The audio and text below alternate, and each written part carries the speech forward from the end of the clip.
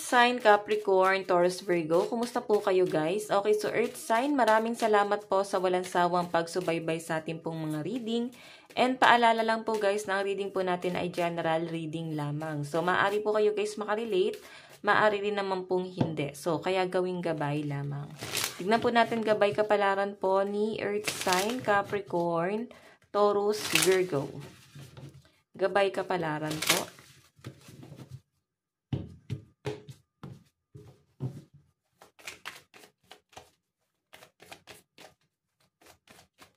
So guys, meron po tayong abundance. Wow! Keep a positive mindset. Manifest exactly what you want. Gratitude, bliss. Napakaganda guys, sabi ko nga sa inyo. Napakaganda na magiging susunod na araw mo, no? Ibig sabihin, magiging maayos na yung daloy ng pera, nabibili mo yung bagay na gusto mo, or kung ano man yung minamanifest mo na bagay na gusto mong mabili para sa sarili mo guys, ay nabibili mo na. Ayan, yung iba sa inyo guys, ayan, may nakikita lang ako nagbubunga nga dito. Kung ikaw tong nagde-demand siguro sa nanay mo, sa tatay mo, or kung kanino man kayo sa miyembro ng family na para mambili mo naman ako nito. So, para bang naglalambing, makakarinig ka muna guys ng, parang bubungangaan ka muna bago mo makuha yung bagay na yan. Pero worth it. Or pwede naman guys na ito ay sa trabaho, no? Pinaghirapan mo siya as in, no? Pinaghirapan mo yung bagay na yan bago mo siya guys tuluyang nakuha. Ito na nga, ibinibigay na po sa inyo. Napakaganda. Mas magiging positibo ka pa. Iba sa inyo guys, may mga pangungulila kang nararamdaman dito. Kaya kailangan mong ingatan yung health mo. Kasi siguro parang may ups and down na nangyayari. Sabi natin, kailangan mo lang guys maging grateful kung ano man yung meron ka. Yun nga lang guys, may mga takot ka ring nararamdaman. Meron po tayong mask, not showing true feelings, hide, personify, pretend, deludge, gaslighting.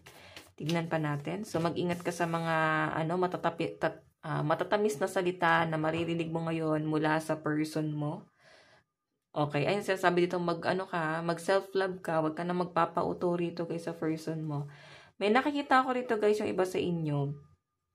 Pwede naman bumabawi yung person mo. Pwede naman ito, yung mga taong may ayaw sa'yo. What I mean, ayaw sa'yo or ayaw sa relationship nyo, ayaw sa person mo. Marami sila guys nasasabi dito sa relationship na to. Parang against po talaga sila, no? Para bang gusto mong ipakita sa kanila na may pagbabago na pong nangyayari ngayon sa inyong pagsasama ng person mo. Nakikita nyo na para bang wino-workout nyo naman guys, no? Marami na kayo guys pinagdaanan. Kung ito naman guys, pwedeng kayo parehas to ng person mo, naging hate nyo po talaga yung isa't isa. Okay?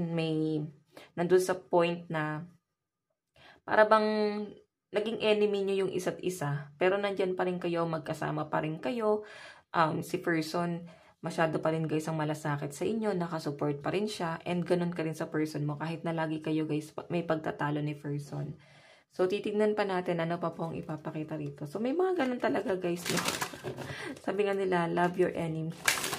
So, tignan po natin. Ano pa po ang ipapakita? Meron po tayong assess the situation. Yung iba sa inyo guys, meron parang bibili kayo ng gamit sa bahay or parang may electricity. Siguro nagpapagawa ka ng bahay.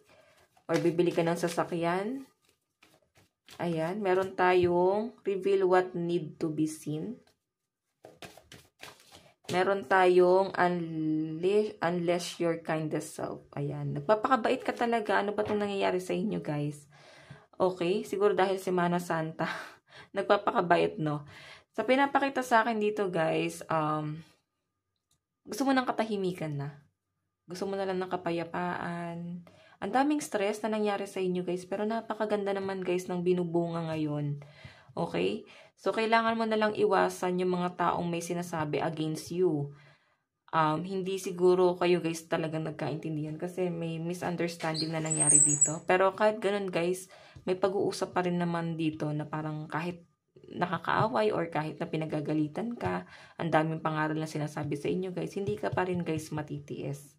Yan po yung sinasabi. So, tignan natin pagdating sa inyong love life. Sa love life po. Love life.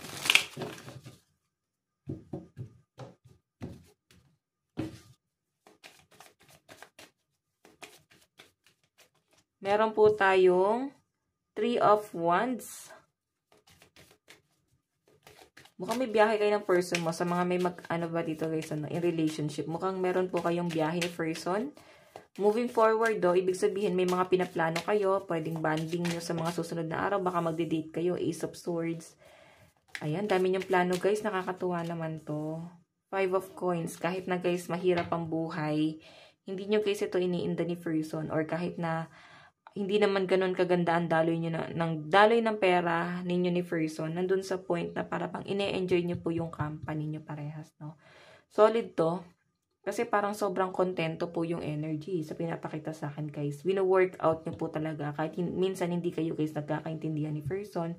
Kasi para bang marirealize or para bang manunumbalik na naman yung mga pangit na nangyari sa past. Ibabato na naman siya sa kasalukuyan. So, para bang yung sumbatan, guys, ialis na po yan. Hindi na siya makakatulong. Kung gusto niyo guys, mag-work etong relationship na to. Sa mga single naman, guys, nag-enjoy kayo kahit nag-iisa. As in, ayan, no? Masaya ka nang nag-iisa, nakapag-travel ka mag-isa. Okay, nakakatuwa lang, guys, kasi kaya mo mag-isa. Sobrang napaka-independent mo. Tignan pa natin ano pa po ang ipapakita sa inyo. Daloy ng kaperahan. Earth sign, daloy po ng kaperahan. Sa kaperahan po.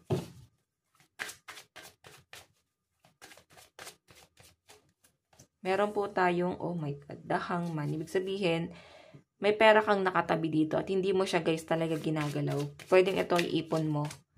Okay, 8 of Wands. Oh, di ba? May pinag-iipunan ka dito kasi may plano kang magbiyahe. Baka ito na nga guys. Biyahe niyo ng person mo. And the Magician guys, nakakita ko yung pagiging workaholic mo. Sobrang busy mo ngayon. Marami kang gustong gawin.